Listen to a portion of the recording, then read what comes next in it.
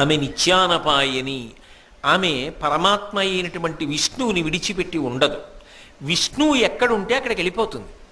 విష్ణువు యొక్క పక్షపాతం ఎవరి యందున్నది? పాండవుల యందున్నది.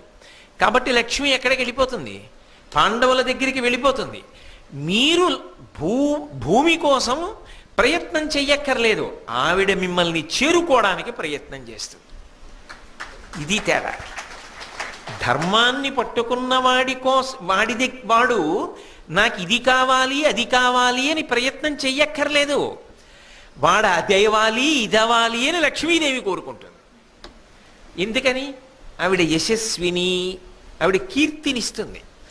ఆ కీర్తినిస్తుంది కాబట్టి ఆవిడికి ఏమిటంటే కోరిక, మా ఆయనకి ప్రీతి కలిగేటట్టుగా ప్రవర్తించగలిగిన వాడు, ధర్మాన్ని పట్టుకున్నవాడు.